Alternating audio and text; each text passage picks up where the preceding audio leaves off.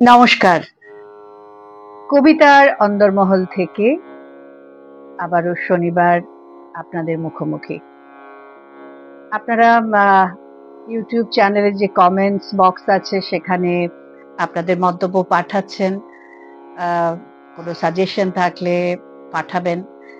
আমি সেগুলো রোজই পড়ি যে আপনারা কে কি লিখছেন, ভালো লাগছে কিনা এই উদ্যোগ। যদি আপনাদের ভালো লাগে তাহলে আবারও পরবর্তী কোনো এক সময় এইরকম কোনো একটি পক্ষে আবার আসবো।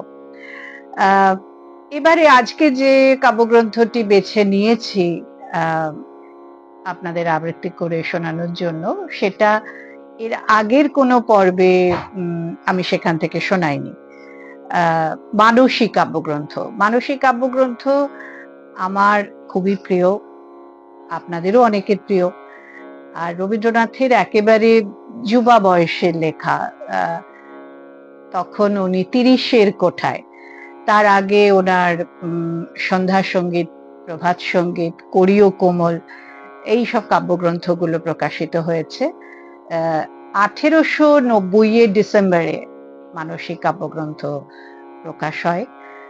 আর এই কাব্যগ্রন্থের কবিতা রবীন্দ্রনাথ 1887 থেকে 90 এই 4 বছরের মধ্যে লেখা, এবং কয়েকটি পর্বে এই কবিতাগুলোকে ভাগ করা যায়। আজকে যে কবিতাটি আমি পড়বো সেটি শান্তিনিকেতনে বসে লেখা, জ্যৈষ্ঠ মাসে। শোনাচ্ছি।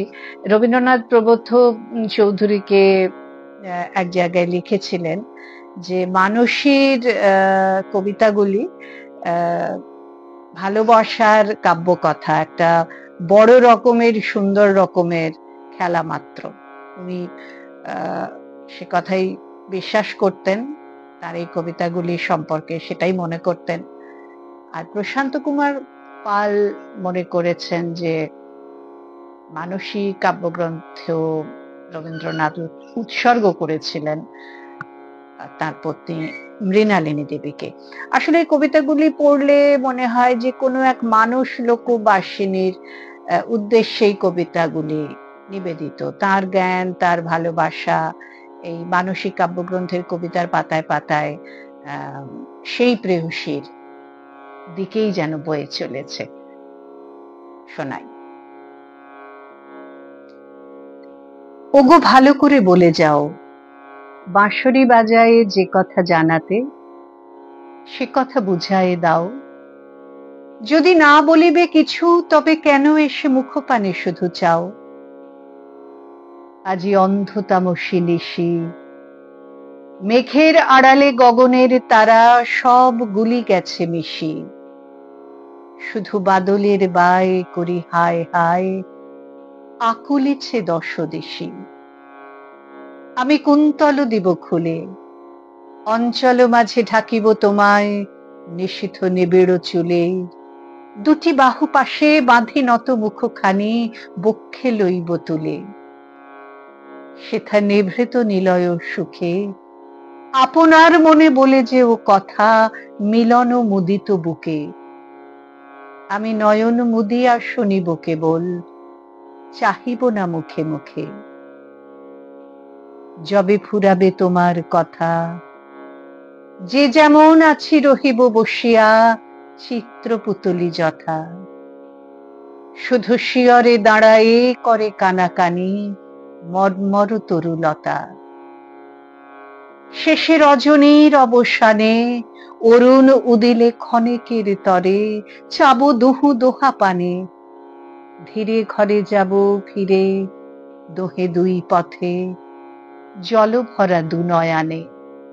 তবে ভালো করে বলে যাও, আখিতে বাঁশিতে যে কথা ভাসিতে সে কথা বুঝায়ে দাও। শুধু কম্পিত সুরে আধো ভাষা পুরে কেন এসে গান গাও। খুবই ছোট্ট কবিতা, কিন্তু কি সুন্দর কবিতা। প্রেমের কি অপূর্ব প্রকাশ এই কবিতার মধ্যে। মানসী কাব্যগ্রন্থের প্রায় সব কবিতার মধ্যেই এই আরতি, এই প্রেম, এই বেদনা এই মিলনের জন্য আকুলতা।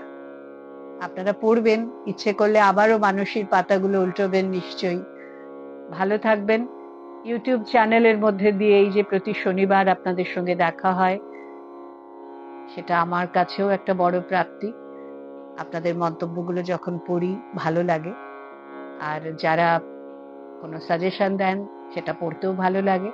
আগামী দিনে আপনাদের সেসব মন্তব্যগুলো যাতে অনুসরণ করে আবার নতুন কিছু আপনাদের কাছে নিয়ে আসতে পারি, সেই ইচ্ছেটাও রইল।